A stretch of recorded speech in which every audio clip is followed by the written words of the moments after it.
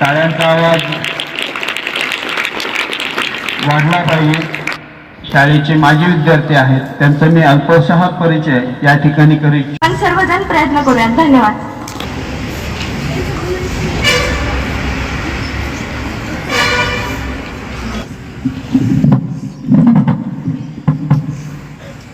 सर्वांना good morning. आजच्या कार्यक्रमाचे व्यासपीठावर आदरणीय गंधगे सर, मुख्याध्यापक, उपमुख्याध्यापक आदरणीय चौधरी सर, आदरणीय भगवान मॅडम, सर्व शिक्षक वृंद आणि माझ्या विद्यार्थी मित्र आणि मैत्रिणींनो, आज आपण जो काही या स्वातंत्र्य म्हणजे नेमकं काय असतं, एकंदरीतच आपण आपला देश स्वातंत्र्य झाल्यानंतर स्वातंत्र्याचा कारभार कसा करावा याबाबतची कुठलीही आपल्याकडे नियमावली नसल्यामुळे त्यानंतर आपल्याकडे मग संविधान म्हणलं आणि मग संविधानात प्रत्येक गोष्ट आधी काय असायचं, राजे असायचे. राजाला जो वाटला तो न्याय देत आहे. राजा परत्वे न्याय चुकायचाही काही असे प्रिन्सिपल नव्हते, कोडिफाईड नव्हतं.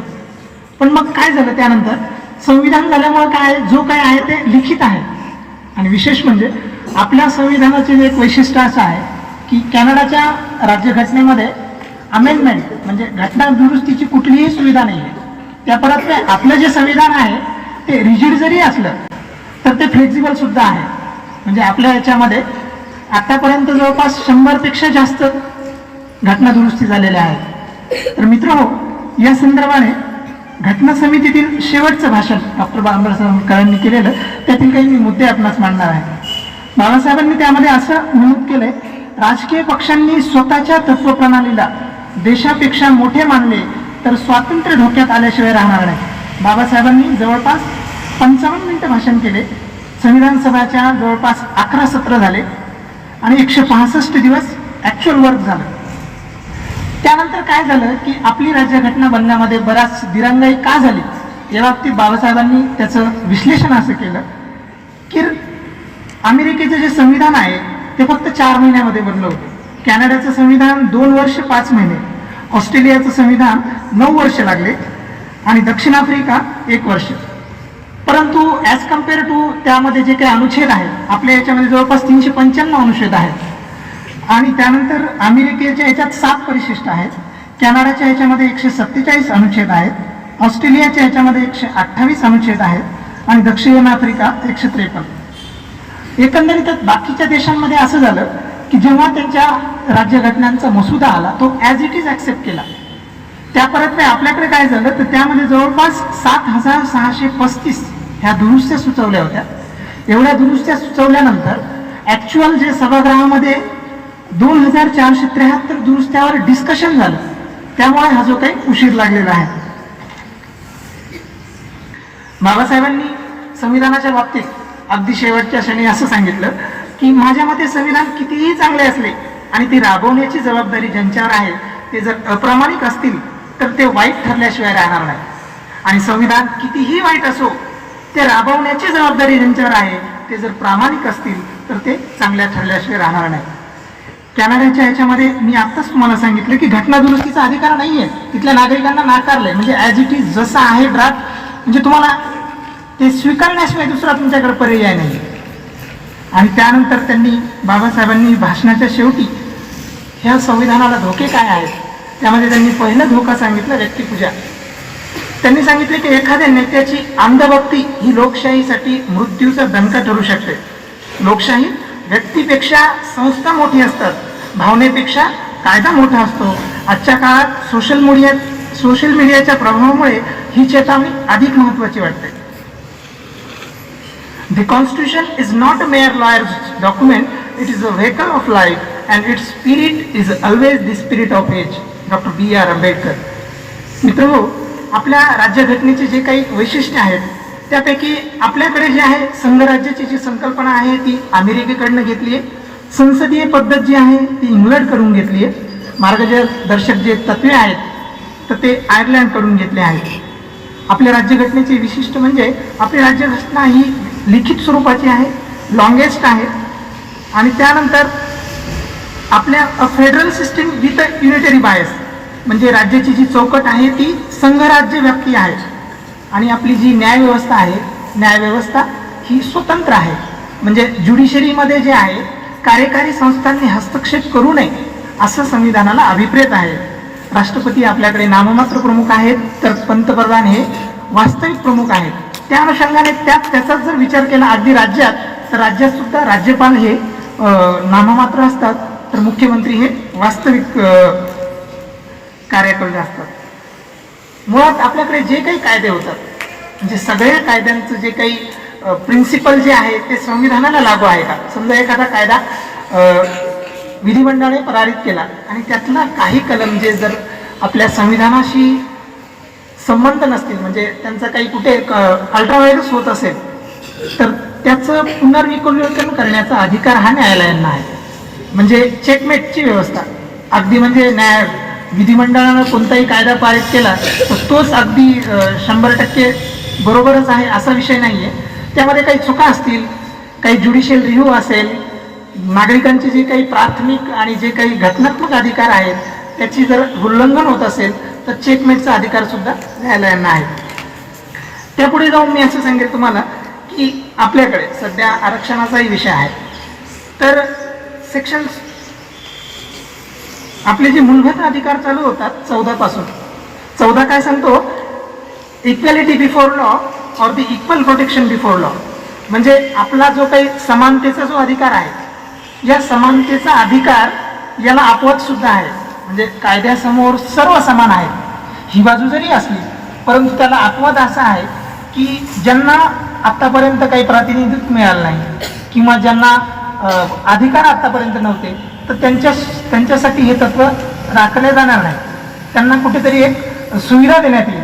त्यानंतर आर्टिकल 15 जे आहे तर ते भेदभाव करता येणार नाही. कोणत्या गोष्टीवरून धर्म असेल, रेस असेल, कास्ट असेल, सेक्स असेल, प्लेस ऑफ बर्थ असेल, या गोष्टीवरून कोणत्याही कायद्याला एक वेगळं वळण देता येणार नाही.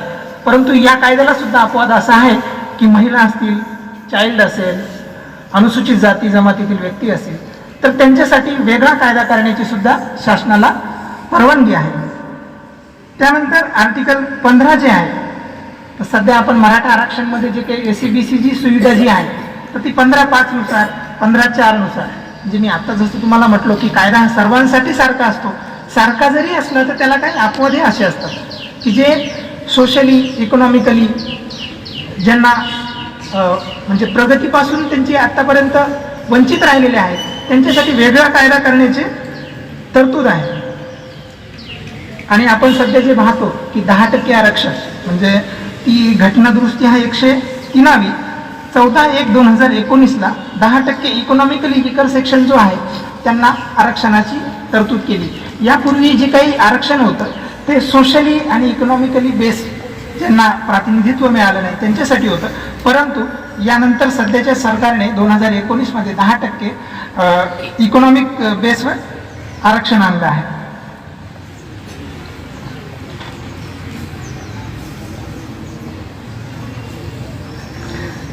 तसंच आपल्याकडे जे equally and opportunity matters in public employment, आपण जसं म्हणतो सगळ्यांना नोकरीच पाहिजे, पण सरकार सगळ्यांना नोकरी नाही देऊ शकत.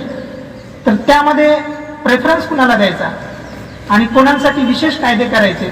तर सध्या जो काही मराठा आरक्षणासमोर अगोदर जे बनवलं होतं तर ते 16(3), 16(4) नुसारच बनवलं होतं की त्यामध्ये 16(4) नुसार SC/ST प्रमोशनमध्ये सुद्धा आरक्षण देता येतं आणि 16(6) नुसार इकॉनॉमिकली विकर सेक्शनला सुद्धा आरक्षण देता येतं. आर्टिकल 17 जे आहे तर त्यामुळे अनटचॅबिलिटी, अस्पृश्यताची जी आहे ती कायद्याला नष्ट केलेली आहे. म्हणजे त्या अनुषंगाने मग दुसरा ॲट्रॉसिटी ॲक्ट असेल हा आर्टिकल 17 नुसारच आलेला आहे. त्यानंतर 18 जे आहे abolition of title. Abolition of title म्हणजे काय, आधी जे काही पदव्या असायच्या म्हणजे खोत असतील, पाटील असतील किंवा सरंजाम असतील, तर ह्या पदव्या त्यानंतर राज्यघटनेने नष्ट केल्या. आता कोणत्या पदव्या अभिप्रेत आहेत, तर ज्यांनी स्वतः शिक्षण घेऊन जे ॲक्वायर केल्या, जसं की डॉक्टर असेल, वकील असेल, तर त्या पदव्या लावू शकता. पण तुम्ही असं परंपरागत जे काही तुम्हाला तुमच्या आधीच्या वारसांकडून ज्या पदव्या मिळाल्या तर त्या तिथे नष्ट केलेल्या आहेत. त्यानंतर महत्त्वाचा जो अधिकार आहे कलम 19. कलम 19 नुसार आपल्याला भाषण आणि विचार स्वातंत्र्य आहे. त्याला सुद्धा अपवाद असा आहे की तुम्ही अगदी 2 समाजात तेढ निर्माण होईल असं भाषण नाही करू शकत. तुम्हाला सभा भरवण्याचं स्वातंत्र्य आहे, संस्था संघ स्थापन करण्याचं स्वातंत्र्य आहे. त्याबरोबर भारताच्या कोणत्याही भागात वास्तव्य करण्याचं, तिथं स्थायिक होण्याचं स्वातंत्र्य आहे. त्यामुळे आपल्याकडे जे काही उत्तर प्रदेशातून लोक येतात त्यांना आपण विरोध नाही करू शकत, कारण भारत हा त्यांचाही आहे. ते उत्तर प्रदेशातील आहेत म्हणून त्यांना इथे राहता येणार नाही, इथे रोजगार करता येणार नाही, असं त्यांच्यावर बंधन आणता येत नाही.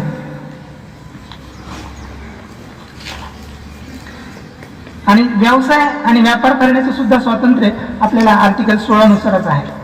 त्यानंतर महत्त्वाचा अधिकार आहे आर्टिकल 20. मित्रहो, जेव्हा पोलिसांनी तुम्हाला एखाद्या गुन्ह्यामध्ये अटक केलं तर याआधी समजा तुम्ही अगदी 7-8 दिवस झाले तुम्हाला कोर्टापुढेही नेत नाही, अशी परिस्थिती असती तर तुमच्या वैयक्तिक स्वातंत्र्यावर गदा आली असती. त्यामुळे आर्टिकल 20 जे आहे, आर्टिकल 20 असं सांगतं की समजा आता सध्या असेल समजा एक 5 वर्ष शिक्षा, आणि पुढे चालून समजा आज घटना घडली, आज तुम्ही हे केलं, परंतु उद्या चालून त्या घटनेसाठी समजा जन्मठेप झाली तर जन्मठेप म्हणून तुम्हाला शिक्षा नाही देता येणार. तेव्हा जेव्हा तुम्ही घटना घडली तेव्हा जो काही शिक्षेचे कलम होते तेच शिक्षा तुम्हाला लागू होते. आणि त्यानंतर जे आहे की आपल्या इथे आपण आता सर्व इथे आहोत, राज्य शासनाला अभिप्रेत काय आहे की राज्यात जेवढेही कायदे बनवले जातात ते सगळे तुम्हाला माहीत आहे. तुम्ही माहीत नाही असं स्टँड नाही घेऊ शकत. तुम्ही एखाद्याचा खून केला, सर मला माहीतच नव्हतं, मला माहीत असतं यासाठी जर जन्मठेप होती मी केलीच नसतं. म्हणजे हा जो काही आपला लंगडा अपवाद आहे हा कायद्याला अभिप्रेत नाही. राज्यात जेवढे काही कायदे तयार होतात ते सर्व कायदे इथल्या नागरिकांना माहीत आहेत असं गृहीतक धरल्या जातं. त्यामुळे आणि समजा एखाद्या गुन्ह्यासाठी शिक्षा झाली त्या एखाद्या व्यक्तीला तर त्याच गुन्ह्यासाठी पुन्हा शिक्षा देण्याचं प्रावधान नाहीये. हे सुद्धा जे प्रोटेक्शन आहे आर्टिकल 20 नुसार आहे. दुसरा एक यात असं आहे की समजा एखाद्या आरोपीने चोरी केली तर ती चोरी सिद्ध करण्याची जबाबदारी ही संपूर्णतः शासनावर असते. त्या आरोपीला त्यात तू साक्ष दे की मी चोरी केलं असं त्यावर बंधन आणता येत नाही.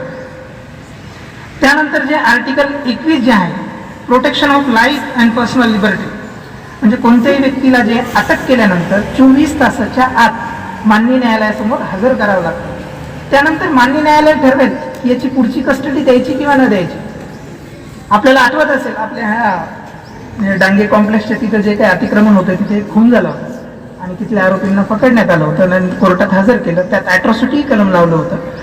परंतु तिथले जे काही आयोग होते, तपासी अधिकारी, त्यांच्याकडनं चुकून म्हणजे कोणत्याही आरोपीला अटक केल्यानंतर अटक करण्याची कारणे, ग्राउंड्स ऑफ अरेस्ट सांगणं महत्त्वाचं असतं. त्याच्या जवळच्या नातेवाईकाला अटक केली, का केली हेही कळवावं लागतं. तुम्हाला तुमच्या निवडीचा, तुमच्या चॉईसचा वकील त्याचा सल्ला घेण्याचं देखील स्वातंत्र्य असतं. इन केस या ज्या काही मॅन्डेटरी सूचना आहेत याचं जर पालन केलं नसेल तर कोर्ट ही जी अटक आहे बेकायदेशीर ठरवतं आणि तात्काळ त्याला तिथून जामीन देण्याची प्रोव्हिजन आहे. त्या प्रकरणात तसंच झालं होतं. आरोपींची जी अटक बेकायदेशीर ठरवली आणि कोर्टाने त्यांना तात्काळ सोडून देण्याचं आदेश दिले होते. तर सांगायचं तात्पर्य असं की कोणत्याही म्हणजे आपल्याकडे मनमानी कारभार नाही चालणार. एखादा आरोपी जरी असेल तर त्याला due establish by procedure law यांनीच करता येईल. एक तर तुम्हाला अटक का केली हे सांगावं लागेल. अटक केल्यानंतर ही अटक जी आहे, अटकेमध्ये 2 प्रकार असतात. एक जामीन पात्र असतो, एक अजामीन पात्र असतो. जामीन पात्र म्हणजे कसं की काही जे काही सर्व गुन्हे आहेत त्यामध्ये 7 वर्षापेक्षा जर कमी शिक्षा असेल तर लगेच निर्दोष म्हणजे तुम्ही त्यांना जे आहे कोर्टात नेण्याची आवश्यकता नसते. पण 7 वर्षापेक्षा जर जास्त शिक्षा असेल तर त्यामध्ये त्याची पुढची जी आरोपीची कस्टडी आहे ती कस्टडी घेण्यासाठी माननीय न्यायालयासमोर हजर करणं अपेक्षित असतं. त्यानंतर सध्या आपल्याकडे जो RTI आहे, राईट टू एज्युकेशन, हे कलम आधी घटनेत नव्हतं. घटना दुरुस्ती 86 2002ला ही आले आणि त्यानुसार मग राईट टू एज्युकेशननुसार वयवर्ष 6 ते 14 यांचं शिक्षण जे आहे करण्याची संपूर्ण जबाबदारी ही शासनावर आली. त्याचवेळेस आपल्याकडे जे काही इंग्लिश मिडियम असतील किंवा सेमी असतील किंवा मराठी माध्यम असतील यामध्ये जे काही RTI कायदा हा राबवला जातो.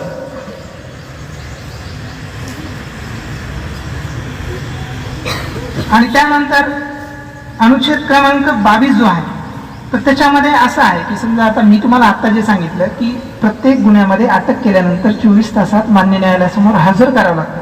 परंतु काही गुन्हे असे असतात अगदी म्हणजे देशविघातक कारवायांमधले जे आरोपी असतात त्याला एक्सेप्शन आहे. त्यांना 24 तासात मान्य न्यायालयासमोर हजर करण्याचं पोलिसांवर बंधनकारक नसतं, कारण त्यांनी हिनियस कार्य जो क्राईम केलेला असतो तर त्यांना जवळपास 3 महिन्यापर्यंत आतमध्ये ठेवता येतं.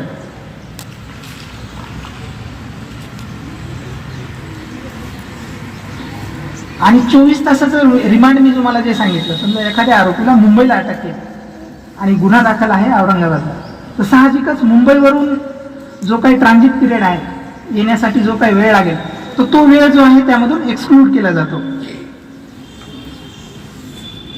त्यानंतर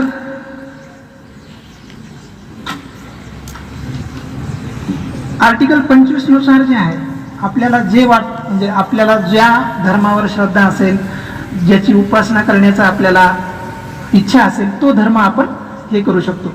आणि जो व्यवसायाच्या संदर्भात आहे, आधी काय असायचं, अगदी ज्या ठराविक जाती आहेत त्यांचे जे काही परंपरागत जे व्यवसाय आले ते त्यांनीच करावा असं अभिप्रेत होतं. पण आता तसं नाहीये, कोणताही व्यक्ती कोणत्याही याचं व्यवसाय करू शकतो. पण याला एक्सेप्शन आहे, म्हणजे डॉक्टरचा मुलगा तसाच अगदी स्टेटोस्कोप लावून डॉक्टर होईल असं नाही. तुम्हाला ज्या काही व्यावसायिक पदव्या आहेत त्या मिळून तुम्ही ते प्रोफेशन करू शकता. आणि जे रुटीन जे आलेले आहेत पहिल्यापासून जे, तर ते तुम्ही करावं असंही तुमच्यावर आता बंधन नाही. म्हणजे वेठबिगारी असेल, त्यानंतर आधीच्या ज्या देवदाशा प्रथा असतील, याही सगळ्या संविधानामुळे त्यावर बंदी आलेली आहे. धर्मसंस्था स्थापन करायचं स्वातंत्र्य आहे. कोणत्याही धर्माच्या प्रचारासाठी सक्तीनं पैसा जो आहे तो गोळा करता येत नाही. आर्टिकल 27 नुसार त्यावर बंधन आहे. मित्रहो, आपल्याकडे सर्वात महत्त्वाचा जो अधिकार आहे, ही जी काही आपल्याकडची राज्यव्यवस्था ही व्यवस्थित नांदावी, म्हणजे प्रत्येक जे काही राज्य सरकार निवडले जातात त्याच्यानंतर त्याची पुन्हा जे काही नवीन राज्य सरकार जे निवडले जातात, या निवडणुका आहे, तर निवडणुकामध्ये जो मताचा जो अधिकार आहे, मतदानाचा म्हणजे दानाऐवजी तो एक अधिकार आहे. तर या अधिकाराला आताच ठीक आहे, आता वयवर्ष म्हणजे संज्ञान असेल 18 असेल तर तो व्यक्ती मतदान करण्यासाठी हे आहे.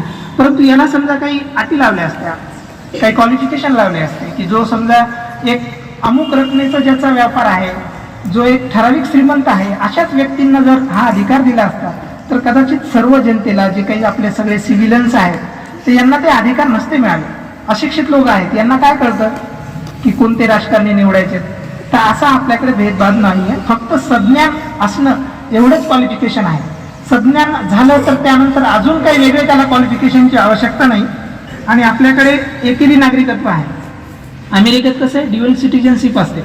आपल्याकडे राज्याचं वेगळं, म्हणजे महाराष्ट्र राज्याचं हे माझं नागरिकत्व आणि भारत देशाचं हे वेगळं, अशी गरज नाही. आपल्याकडे सिंगल जे आहे सिटिझनशिप आहे. आणि आपल्या राज्याचा कुठलाही एक विशिष्ट धर्म नाही, धर्मनिरपेक्ष राज्य आहे. त्यामुळे सर्व आपल्या जिकडे म्हणजे जाती धर्मातील विविधता असेल, भाषेतील विविधता असेल, त्यानंतर त्यांच्या संस्कृती असतील, तर हे आपल्याकडे दिसून येतं. त्यानंतर आपल्याकडे जे राज्यघटनेत मार्गदर्शक तत्व जे दिले आहेत, ते मार्गदर्शक तत्व फक्त शासनाला कायदे करताना, योजना करताना त्याचा फक्त त्यांनी आधार घ्यावा असं अपेक्षित आहे. एखाद्या समजा मार्गदर्शक तत्वांचं पालन नाही केलं समजा यांनी, सरकारने, तर त्यांना कुठली शिक्षा वगैरे देण्याचं प्रावधान नाहीये. वास्तविक राज्यघटनेवर बोलायचं तर किती वेळ बोलू शकतो, पण एकंदरीत तुमची वयाचा विचार करता मला जेवढं काही सोप्या भाषेत सांगण्याचा प्रयत्न मी या ठिकाणी केलेला आहे. संयोजकांनी मला इथे जे काही बोलायची संधी दिली त्याबद्दल मी त्यांचे आभार मानतो. जय हिंद, जय महाराष्ट्र.